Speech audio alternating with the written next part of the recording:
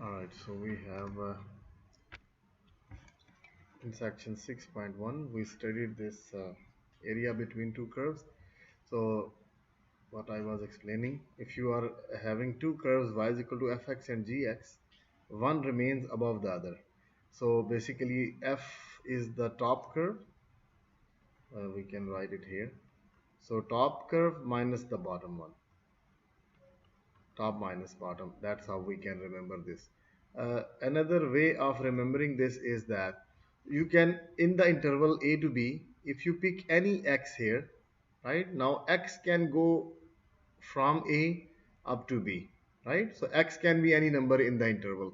So just draw a vertical line inside the area and see what is the length of this, what is the length of this line, right? So you know that the above this value here gives you f of x, because this point comes from f of x, and this below point here, this comes from g of x. So see, if you take the length of this line, that is fx minus gx, right? So what you can do, you can integrate this red line, and you know that this red line can start from this number a and it can go up to b. So that's how you find the limits. So this is kind of a this is the length of that red line, right? Length of a vertical line at x. So at x you draw a vertical line and see what is the length of the vertical line. You have to integrate that from the extreme left point, which is a, and the extreme right point, which is b. uh, we can also do this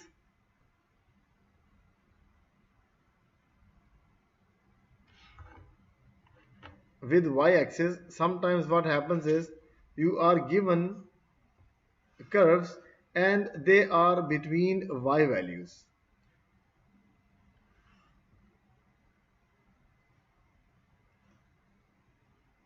For example, one curve may be here and one curve may be here, like that. So and you are given the values between y values, not x. So y goes from c to d. Let's say these two are now the straight lines. These two are the straight lines, and curves are on the right and on the left. You see, now curve are not on the top and bottom, right? So now this is a right curve and this is the curve on the left of the area. So your area is between two curves which are on the left and on the right.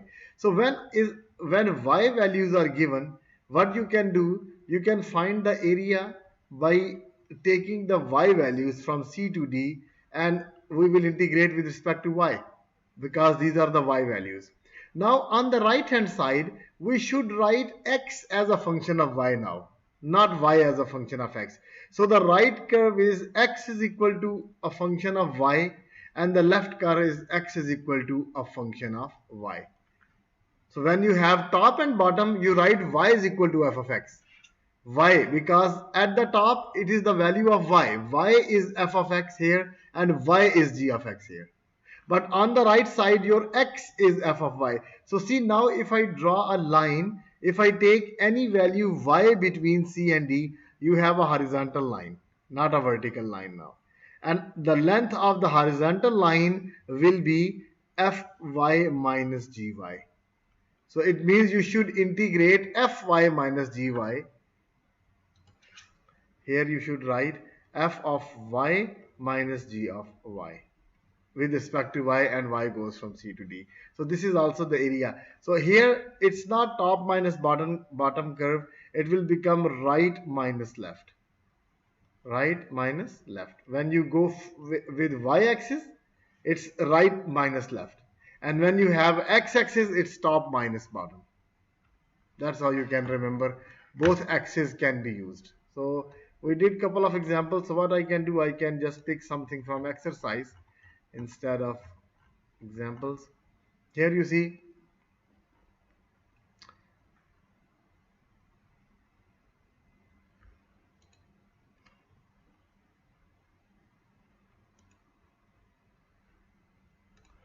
let's say I can Just cut it from here. Find the area of the shaded region.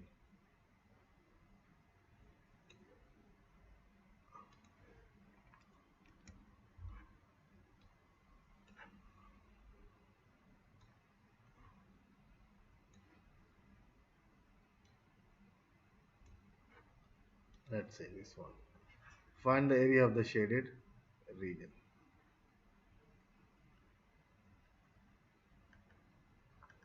Now, if you look at this one, you have a top curve, which is the blue one, the bottom curve, which is the red one, right?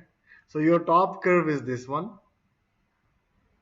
This is your top curve, and this is your bottom curve. Extreme left. If I draw any line here within the area, right? So the length is this top minus bottom. So see, this red one is top curve is x square plus 1, right? And minus the bottom curve is x, this one, right? X square plus 1 and x. And now this was at any x.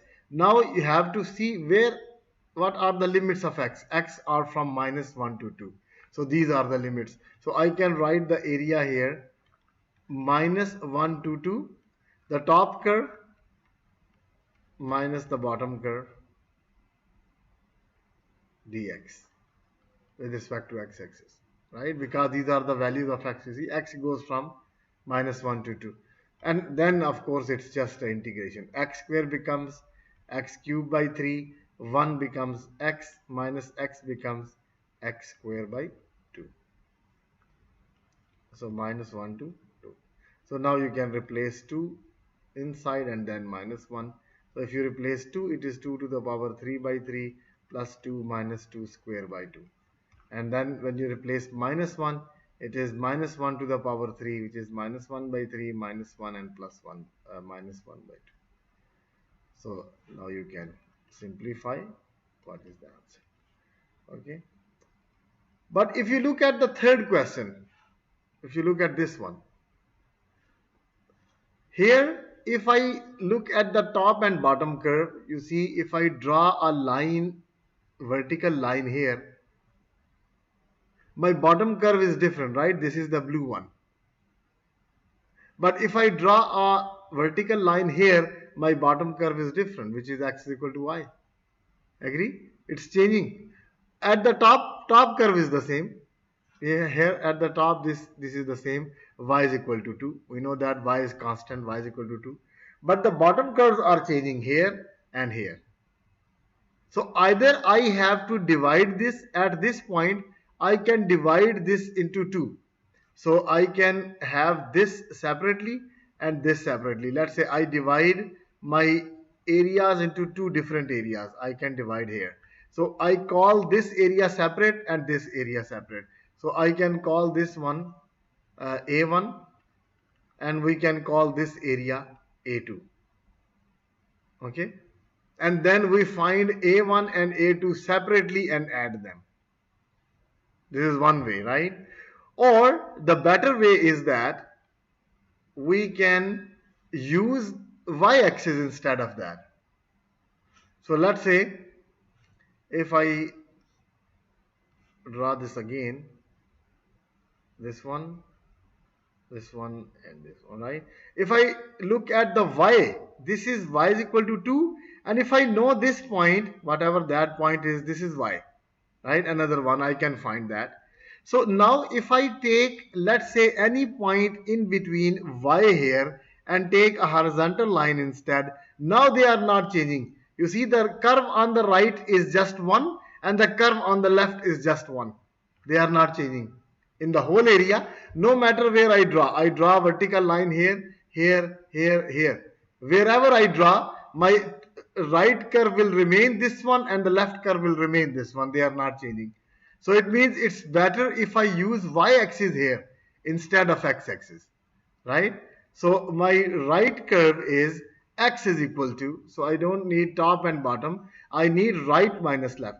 So that's why you see they gave me x is equal to y. Instead of giving me y is equal to f of x, they gave me x is equal to y, x is equal to.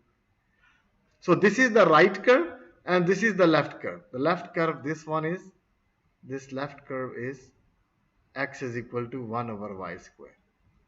So this is the right curve and this is the left curve. Instead of top and bottom, I can write left and right. And now y goes from this point to this point. You see, if I go down, y starts from this point and y goes up to 2. So what I have to do, I have to find this second value of y. So I can write the area from this below value up to 2, right curve which is y minus the left curve which is 1 over y square. Agree? Right minus left curve which is y minus 1 over y. So this is right minus left, not the top. So this line becomes right minus left. Okay, so that's what I wrote here, right minus left.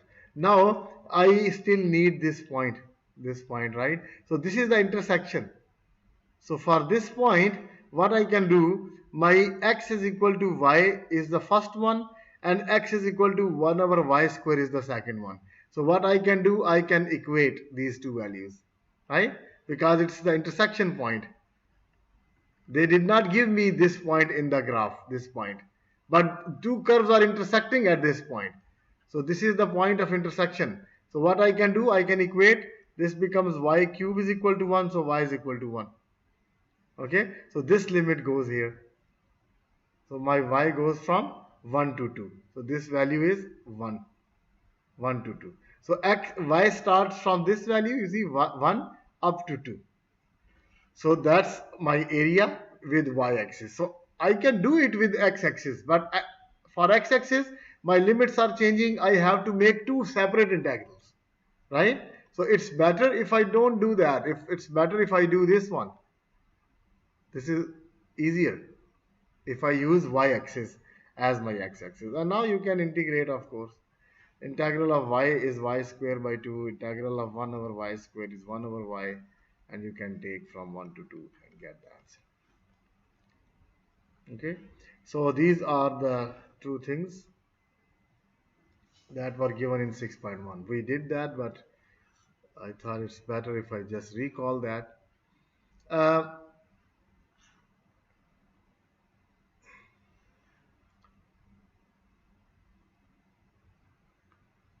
After that, there is a volume by slicing. Finding the volume, not the area. It's if a 3D picture is given, right? How we can find the volumes? Anything that is, for example, let's say if we have a circle, it has the area. But if we have a sphere, a ball type thing, right? If we have a spherical thing, it will have a volume inside, right? Because there is a space inside the ball. Similarly, I can have a cylinder, right? A glass cylindrical can, something like that. Again, it has a volume inside. So whenever there is a 3D pictures, right? 3D shapes have your volumes. 2D shapes have areas only. We can find volumes by different techniques. So here this section deals with volumes by slicing. What does it mean? Here you can see that if you look at these shapes, they are all 3D shapes, right? So he said if you just pick one slice, if you just cut a slice from a 3D shape, right, it will give you a plane figure. For example, if I get anything here, it will give me a circular shape here, circle. This is a tetrahedron, pyramid type shape, right? If I cut a slice inside here, it will give me a square shape. Cone also gives me a circular shape. So these slices, the thin slices are 2D pictures, right? So if I draw anything, it gives me a 2D picture.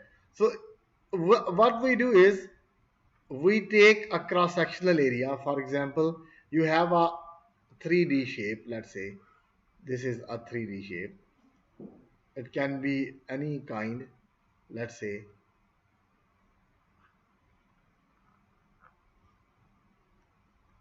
Right? This becomes a 3D shape or not? Right? If you look it from this side, it becomes a square type shape, right? Now you see this way, it's the length of this. The length is horizontal, right here. At any point of the length, if this is your length, if I take any x and draw a vertical or cut this shape vertically, just cut it from the, let's say this is a pen, right? If I cut it from the middle, what you will see? A circle, right? A circular shape from the pen. But this may not be a circle, right? If I cut it from the middle, it may give you something like that, right? So this will be a square type thing, right? This, if I just cut it from the middle, right? So this is called, this middle one, this is a slice, right? So this is the slice coming from the vertical, and we call this a cross section of the figure. Cross section, we call this a cross section. Whatever is cut vertically, right, against the length. Now if I take all these lengths, let's say at every point, if I take this value a, I got this one, the first one, then I can take all these values of x, right? All these values of x up to my length b. If I have all these slices, right, I can join them, it will give me the full area. You know, you buy a bread type thing, let's say. This is a good example. If you have a bread, right, it has slices, right? If you look at the overall shape of the bread, it looks like this one, right? This is the bread which is 3D. But you have slices here, right? You have slices here, slices here. You cut all the slices. Let's say if one slice, the width of one slice is 1 unit. What you can do, you can pick one slice from here, one slice of the bread. It will have this shape, right? One slice of the bread, very thin slice. This is very thin slice of the bread, right? Slice of bread. We all have breads at home, right? We buy them. So you can easily see that. Now, this slice will have an area, right? Because it has length and width only, the area. So you can find the area of this slice. Now, if you add all the area, the first slice has the area, the second slice has the area, third slice has the area, so on, keep on going, and all the slices have the areas. If I add all the slices together, it will give me the whole volume of this 3D bread shape, right? So this, if I add all the areas, add areas of all slices. If I add areas of all slices, this gives me the volume of the whole bread, right? But you know that the slice does not have 1 unit width, right? So if I just take one, at one point if I take the slice, it has no width, it's just a paper like slice, right? And if I keep on adding all the slices, there are infinite many values of x from the left to the right. So we cannot just add all these slices, okay? So basically what we do, we have to integrate. Whenever you are adding something, you see in the area problem as well, when we integrate, what we do basically, we are integrating over all values of x. So basically I start from here and take all the values, that's why they are adding up to b, right? So I'm not leaving anything. X starts from the left, x starts from 1, and I'm not leaving anything from -1 to 2. So there are infinite many values of x. So what I'm doing, I'm adding these lines. In the area, I was adding the lines from left to right, and there are infinite many lines. If I place one line another, one line another, one line another, it will give me an area, right? And here we are adding areas together, one area on top of the other, one area on top of the other, right? So adding up, so this may be a continuous sum, right? So this addition is not just 10, 20, 30 values, these are infinite many values. It is a continuous sum from left to right, continuous sum from A to B. You can say that the left side is A, the right side is B. X, the values of X, right? Here at any X, I got this one slice. So this continuous sum is basically integral from A to B. We know that whatever we are doing, we have to integrate from A to B if we are taking all the sums. So it means if I have a cross section area, if I have a cross section, I can write cross section with area A of X. Why I am writing A of X? Because this is the area at any point X. It is not an area. So this is the area at any point X. And X starts from left side A up to B. So this was the area at any point X here. At any point X. And now X goes from A to B. So now instead of one line, before that I had a line within the area and I said it is going from A to B. Now instead of a line, I am having a cross section area which is AX. So if I add all these cross section areas, it means if I have a cross section area, if we integrate it from A to B dx, this gives me the volume. Okay. So see, this area, this cross section was one slice. So that's why they call it volumes by slicing. You can just take one slice, get the area of that slice and integrate that slice from A to B. Gives you the area.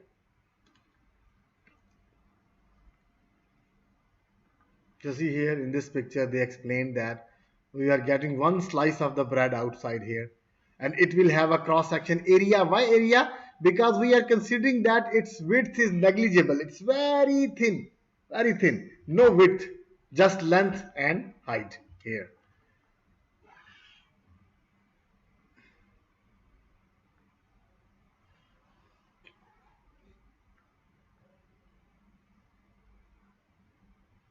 So if we have area as constant, right? If the area of the cross section is constant, means they are not changing.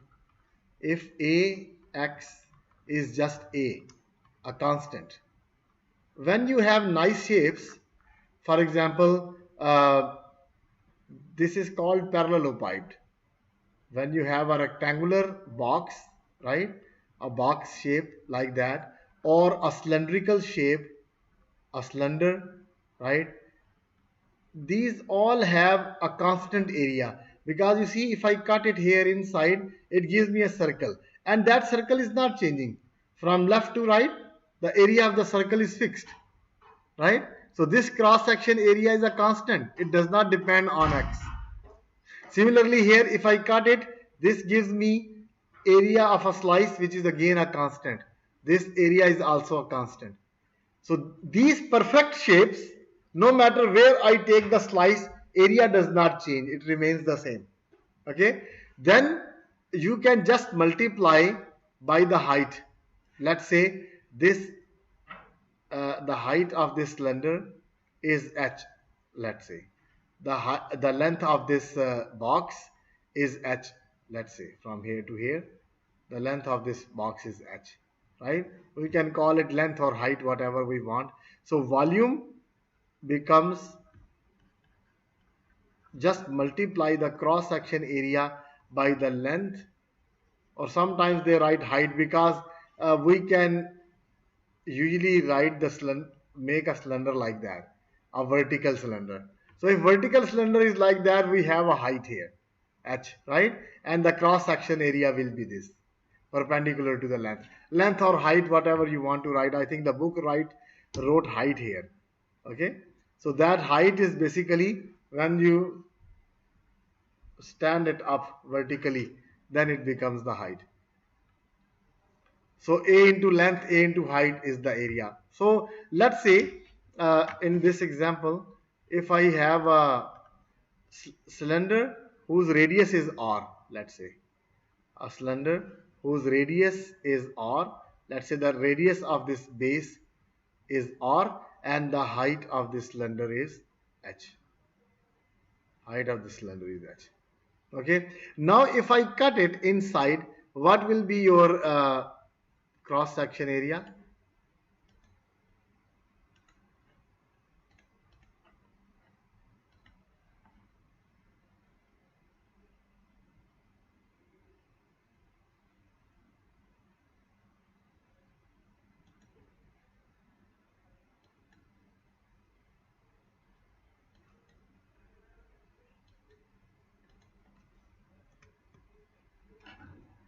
Right?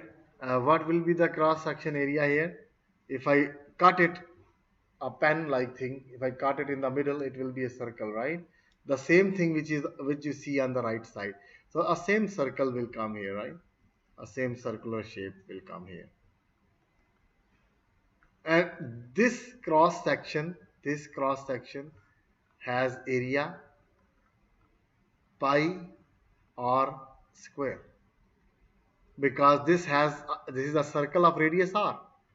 Cross section is a circle of radius r. So a circle of radius r has the area pi r square. Agree? Now the height is h. The height is h. So the volume of cylinder will become pi r square into h multiplied by the length. A was pi r square multiplied by the height, which is h. And we all know that the volume of cylinder is pi r square h, right? Uh, there is no internet, so if there was an internet, I can show you. You can Google it. If you write the volume of a circular cylinder, it will give you pi r square h, right? And now you see from the formula we are getting the same thing, pi r square h. But if my figure is not regular, if my cross section area is not constant, then I have to use this formula. Okay, this is a general formula. I said if my cross section area is A, then this formula becomes simply this one. Cross section area into the length of whatever figure you have.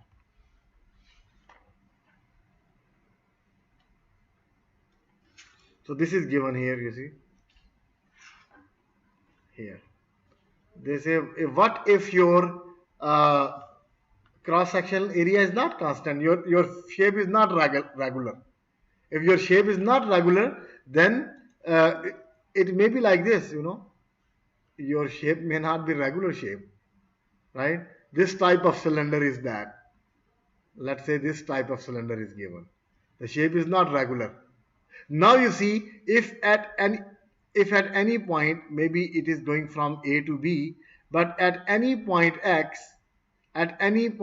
here, my cross-sectional area has a circular shape, right? But the area, it is different here. If I take x here, now you see this circle is different. So do you think that the area of cross-section is same? No, right? One is bigger, one is smaller. So in these type of case, your cross-section area depends on x. The cross-section area depends on x, is a function of x. So now we cannot just multiply by area by just x. Now we have to integrate, right? So in this case, my volume will not be just cross-section area multiplied by height. No, now I have to integrate it from A to B. Okay, when the cross-sectional area is not fixed. So this area is your AX. So that's the, you see here, let S be a solid, bounded by two parallel planes perpendicular to x-axis, x equal to a and x equal to b. If for each AB the cross-sectional area of S perpendicular to x-axis is AX. Okay, perpendicular to x-axis because the length is given with x. That's why we are cutting it perpendicular. If the length is given with y, then we will find the cross-sectional area with y, not with x. Okay, so if I write that with y-axis, right? If your y has from C to D, and my shape, whatever the shape was, right? This shape was along y-axis. Then I will take a cross-sectional area along y-axis. So I will cut it horizontally, not vertically. So I will get here the cross-section area. Now this cross-section area will depend on y. Because if I change y from here to here, my area is changing, right? If I change my y from here to here, my area is changing. So with y, my cross section area is changing, and the values of y are given from C to D. So my volume in this case will become from C to D A of y with respect to y. Okay. So let's see if we can look at some example.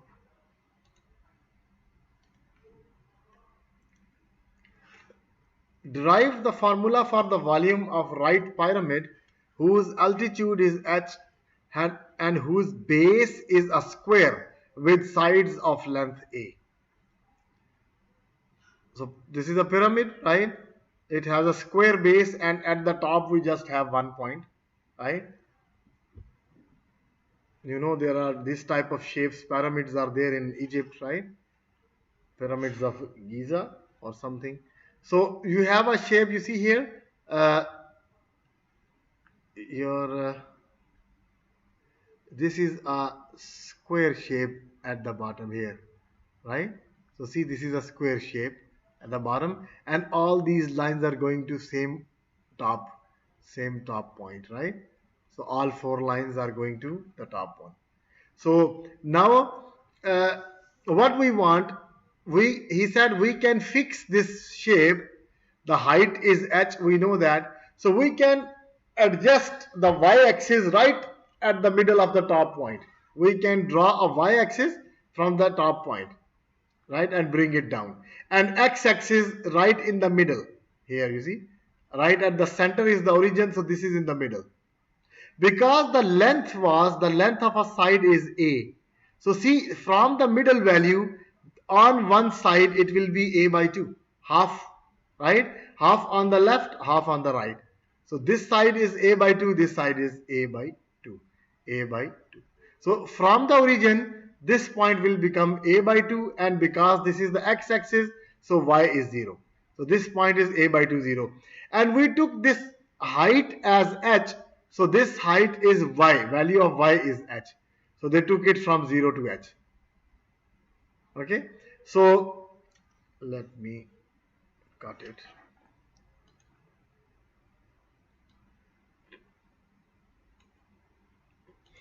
I can bring it here.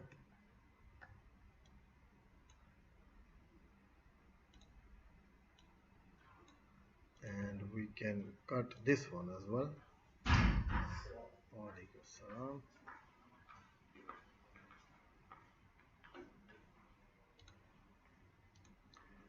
New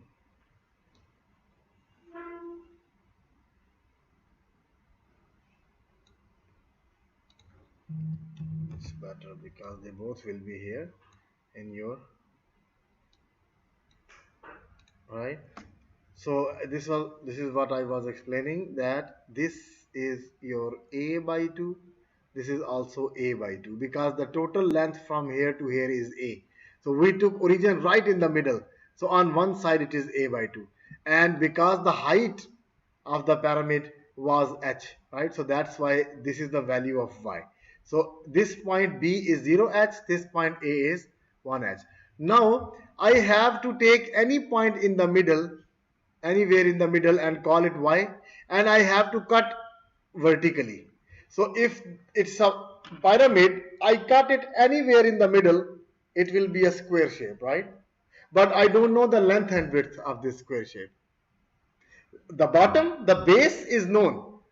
The length and width of the base is A and A. I know that. Both are A. But here in the middle, this cross section area which is given at Y, I don't know what is the length of this and I don't know what is the width of this. If both are given, I know the area, length into width, right? If I know L and W, then the area is L into W. That's it. The area of the square. But the problem is, what is L and W? This is the issue. So they made this triangle. They said, okay, just pick this triangle, which is OCB. You see, just the right side, not the whole thing.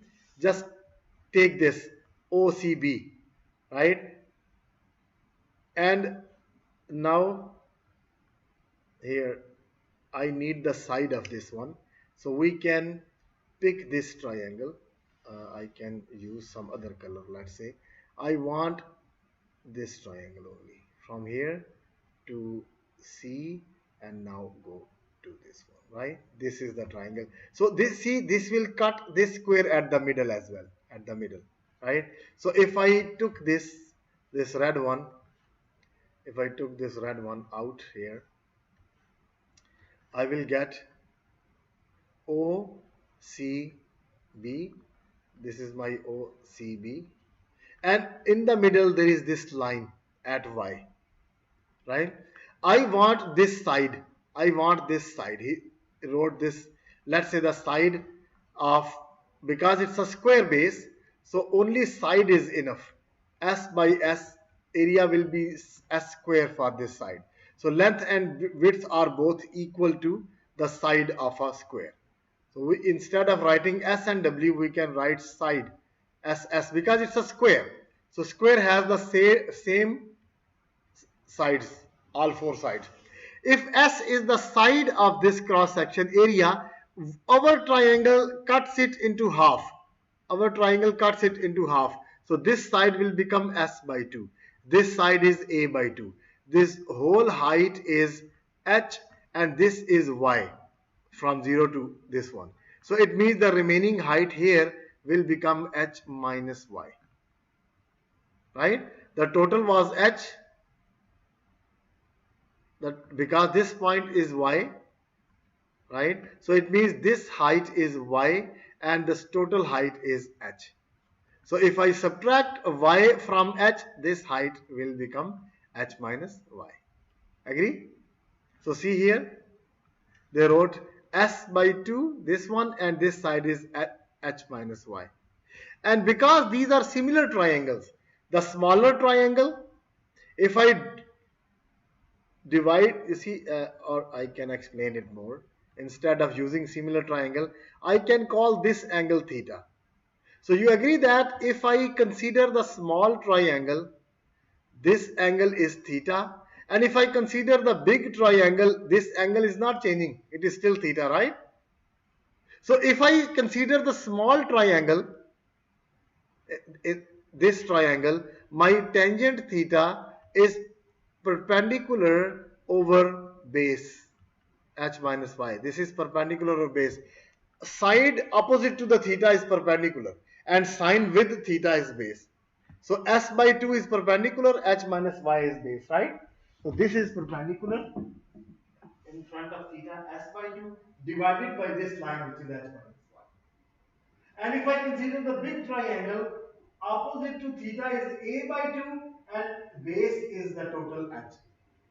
Right? So in from these two triangles, so if I pick this triangle, the bigger one, tan theta will be A by 2 divided by H, the whole length. A by 2 divided by this whole length H. Got it? So we can maybe, if I change, what's wrong? If I change this to red, I can draw a red here. So from red triangle, I got this one. Okay, and from black triangle, I got this one, right? And black is also up to the B, this one, right? So black triangle gave me this one. So both are the same. Both tan thetas are the same. So it means S by 2 over H minus Y should be same as A by 2 over H. Why we are doing that? We want this length S. We want this area. S is not known to me. So I'm looking for this S. That's why I made these two similar triangles and got these tangent ratio equal. And now from here I can cancel this 2, right? So S will become A into H minus Y over H. I can multiply H minus Y on the other side. This is my S. S is equal to A by H, H minus Y. A by H, H minus Y, right? So this is the side of that cross section, the side of cross section area of that square, right? Cross section, which is a square. Now we can write the area, right? So I wanted area, so the area is the square of this thing, and because it is with y-axis, right? So area, so therefore my area of cross section AY becomes S square, as I wrote it here, S square. So S square will become A square by H square, H minus Y whole square. So this is the area of cross section. So once I got the area of cross section, now we can integrate. And what are the limits of Y? Y starts from 0 and Y goes to H, because from the origin, Y starts from origin and goes to the top, right, which is H. So therefore my volume is from Y going from 0 to H and AY dy. A square by H square, H minus Y whole square dy. Alright, so see, this is our area. AY dy, so I replace the value of AY and integrate. So if you integrate, this should be the answer. 1 by 3 A square H.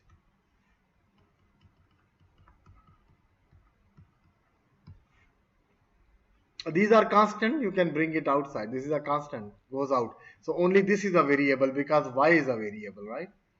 So H minus Y will become H minus Y cubed by 3 with a minus sign, and you can just replace the limits. It's done here, so you can see how they did it.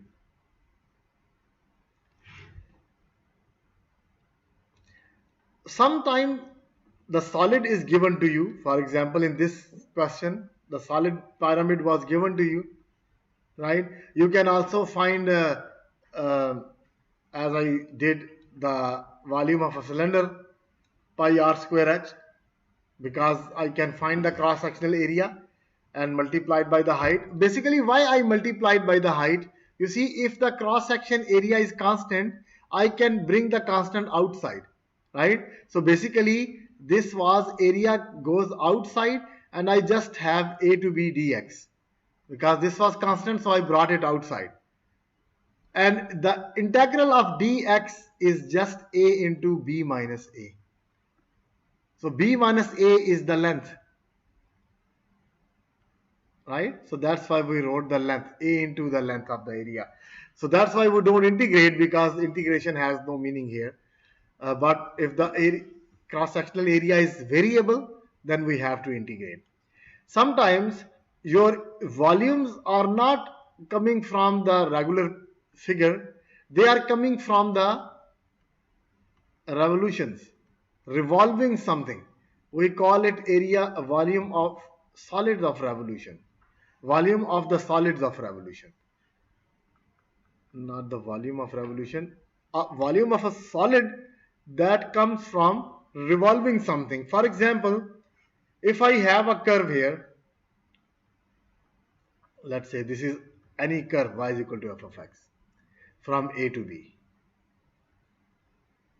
Okay, if I revolve this area You see, this is the area, plane area. Like my hand is a plane area. This is the x-axis. If I revolve this, x-axis is not changing. If I revolve this whole thing, right, continuously revolve it, it gives me a cylindrical shape, right, which has a hole inside. So what will happen? This will come down here like that. If I revolve, this will come down, goes back up. This will come down, goes back up, right? So I got this thing. If I revolve about the x-axis, what I did, I had the area here, the plane area, right? And when we revolved it about some axis, it gave me a solid of revolution, right? And now it has a volume inside. So this is called a solid of revolution. We may revolve something about y-axis. Maybe if I have this curve, right, and I may revolve it about y-axis, let's say, then this point will exactly go to the opposite and this will become like this. So this point will move in a circle, this point will move in a circle, right? So see, again, I have a solid of revolution, right? So top and bottom, they are circular shapes and you have something inside. You know, you might have seen people making the pots of muds, you know. They put some mud and something is rotating all of a time, and with their hands they give different shapes, right, to those things, right? Clay, they call them clay pots made with the clay, right? So, so that gives you that revolution, you know. Things are revolving, right? And you are giving them different shapes. So if I just consider one side as one curve and curve is rotating, it will give me exactly the same shape from all the sides. So here you see, he said if you just have this plane rectangle, if you revolve this rectangle, it will exactly give you a cylinder. You see, this rectangle will become a circle from both sides and it will become a cylinder. You see, a cylinder. So a rectangle area gives you a cylinder if I rotate it about x-axis. If I have a semicircle here and if I rotate it, this point will not go anywhere. This point will come down. So it will become a sphere, because circle was going this way and then bottom. So it becomes the whole complete ball, sphere, right? So this half circle gives me a sphere. This area where the line is not a vertical line now, it is a slanted line. If I rotate this about x-axis, it will give me a cone. You see, the cone, the base of the cone ice cream, you see the biscuit, it gives you a cone and so on. So see, different plane curves, different plane areas, you see, it was a plane area. All these were plane areas. So different plane areas are giving me different shapes when I rotate it about x-axis. You can do it about y-axis as well. Okay. So see, if I have this shape and I pick any x here, right, and I rotate this line about x-axis, so see, this line will go down, come back up, it will give me a circular shape here. And you see the new solid, this is a solid of revolution, it has this circle as a cross section area. You see, this becomes the cross section area. And it's always a circle because it's a revolution. If you pick just one point at the top and revolve it, it will give you a complete circle, right? So it is always a circle, and circle with radius. If you look at the radius here, the radius is this height. At x, this height is the radius. So what is the height? At any point x, this is the function value, f of x. You see, this is the function value, f of x. So this height, which is the radius, is f of x, radius f of x. So you know that what is the area of a circle with radius f of x? Circle is pi r square. area of circle is pi r square, but my r, the radius is fx. Radius is fx. So pi fx square will become the cross sectional area, and now I can integrate it from a to b. So see how easy it is to get the volume. So here it is written. So I can write uh, if r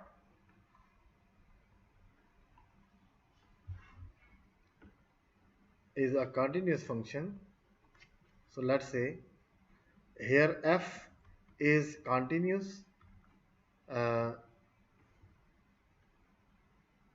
and non-negative on AB. It is continuous on AB and non-negative. Non-negative means greater than equal to 0. It is above the x-axis. So this means non-negative means above x-axis, right? So we want this curve to be above x-axis, right? So now the volume,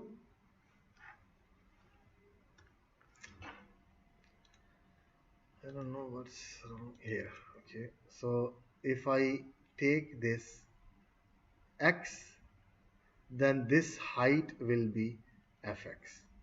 Why? Because this is the curve. So at any point, my height comes from here, which is the function value, right? So if this is the function value, this is my f of x, and this is the same here. This is the same radius here. Okay, so the cross section area becomes cross section area becomes pi into fx square, pi r square, because the cross section area is a circle with radius fx, circle with radius fx. So that's why its area is pi fx square. So then the volume will become, then the volume of solid of revolution is given by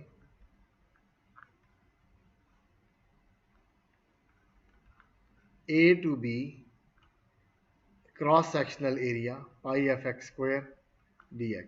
That's it. Formula did not change. It is the same formula which I did here. A to B fx dx. But now ax becomes pi fx square.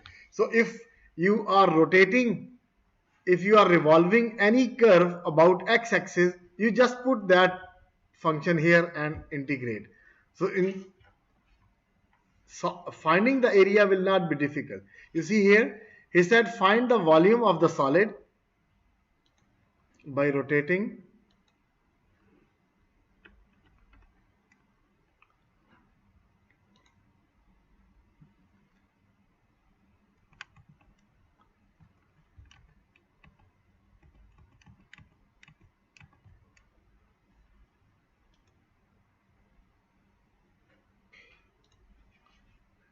we are getting it from here.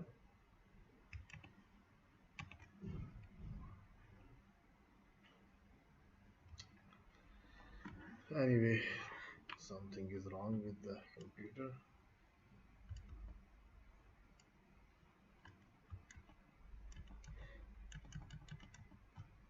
No. So I wanted to copy this example.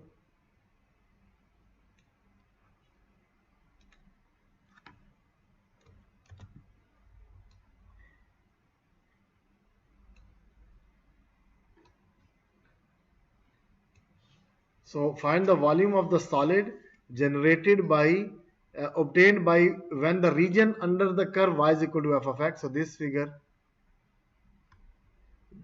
is basically given. We are rotating this. This is your y is equal to square root of x, right? But your point interval was 1 to 4. So we are going from 1 to 4, not from 0. So 1 to 4. So we are only rotating this portion of the area.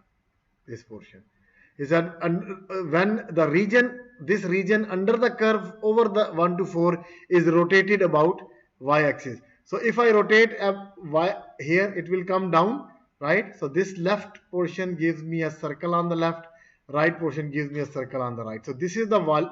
This is the solid that we are looking for. Okay, so what I want any x inside here, any x, and take the height. So this height is square root of x. This is my radius. Agree? Because this is up to the function. And now if I rotate, it will give me a circle. So this is pi fx square, and I can just integrate. Or we can just look at what my fx is. Here my fx is square root of x.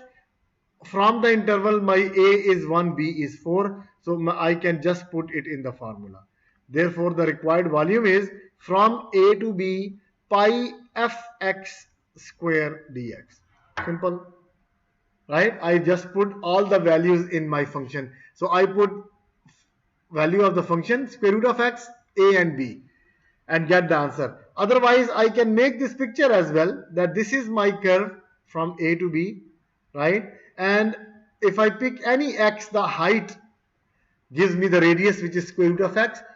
So the area of cross section is pi square root of x square, and I just integrate that cross section over AB. So if you even forget the formula, you can still write it easily because we have the idea. So now this square and square root will cancel.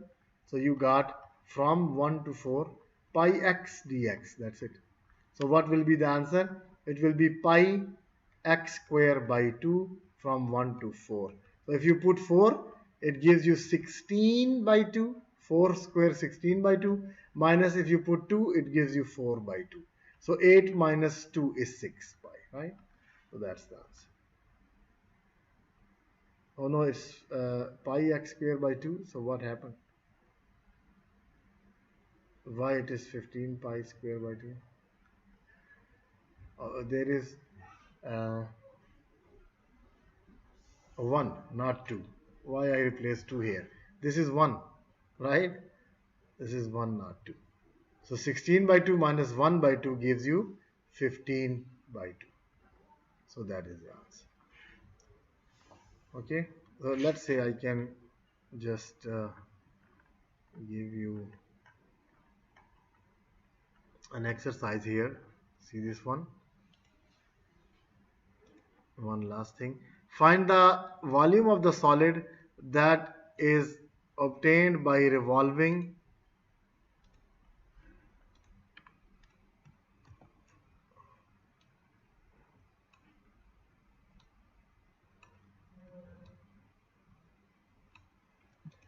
Find the volume of the solid that results when the shaded area, this blue area, is revolved about the indicated axis, means x-axis, right? So if I do the first one, right, what do I need? I just need f of x, right? So here, my function f of x is square root of 3 minus x. And a is minus 1, b is 3. You see? If I just take any x, this is the height. Height comes from this function, and x can go from minus 1 to 3. So these are my a and b, right? So this right hand side, this is my function fx, this is your a, and this is your b.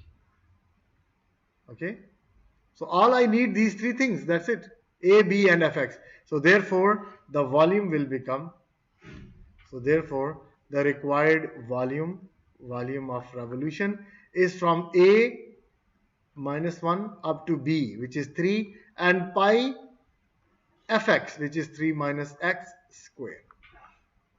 See why, the reason why they are giving you this square root functions, they can give you some other function as well, but integration will become difficult. By square root functions, square and square root cancel, so your integration becomes very easy.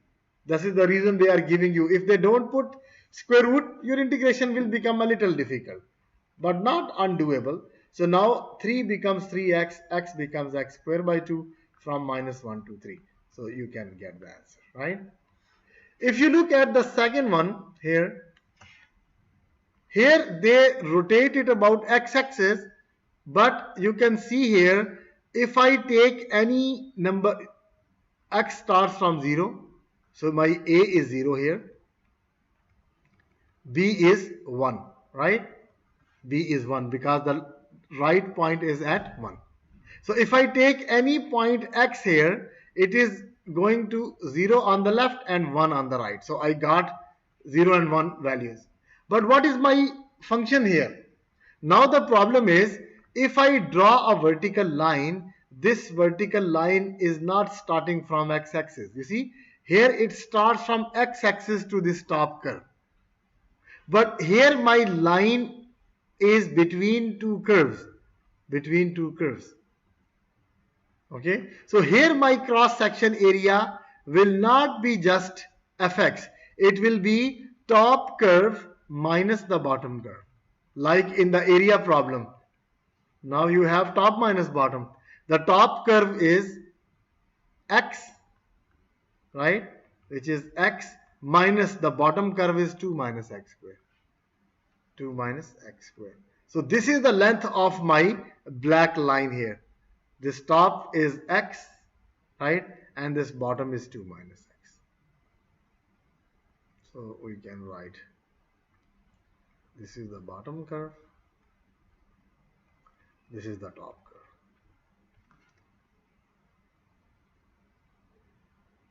I think I wrote the wrong one.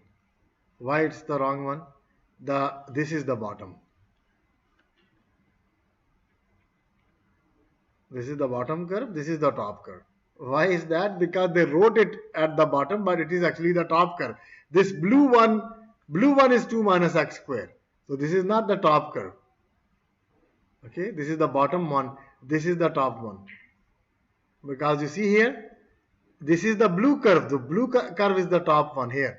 So this top is y is equal to 2 minus x squared. And the bottom is this straight line. This bottom is the straight line which is y is equal to x. So top minus bottom is the opposite. 2 minus x squared is the blue one which is at the top, and the bottom one is just x. So we will integrate this one. So therefore volume in this question is not just f of x. It is from 0 to 1, top minus bottom, pi r square. Pi r square. So top square minus bottom square.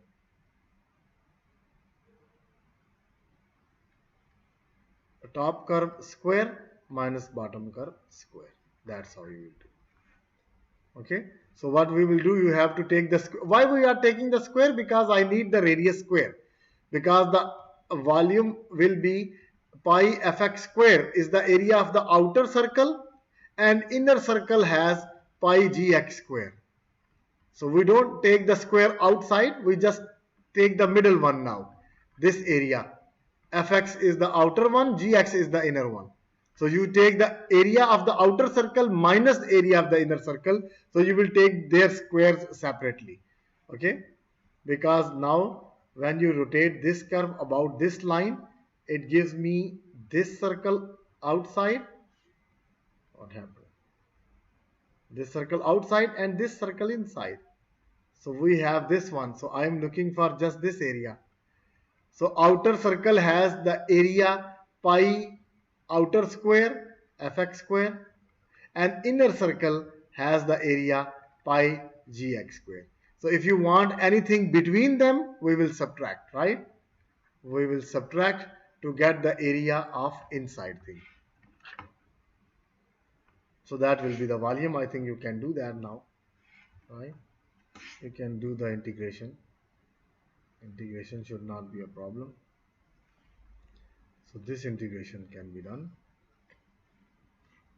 You have to open the square. Pi is constant, 0 to 1. Open the squares. 2 minus x square will become 4 minus 4x square plus x4 and minus x square. So now you can integrate pi 0 to 1, 4 minus 5x square plus x4 dx. Because you see 4x square and minus x square will give you minus 5x square. and now you can integrate and get the answer. Okay, completed. All right, so I think that's it. 9:26 is the time now. Okay, so with a little practice, I think you can do that. So you can pick any other questions, maybe this one, 5 for simple, and this is between two curves. Again, fx minus gx, this is just the simple one. Okay, so you can try 5 and 6 maybe on page 429. So I can write here, try exercises 5, 6 on page 429. Okay, so let's see if you can do it or not. If not, then I can explain more. Okay, so I can stop here.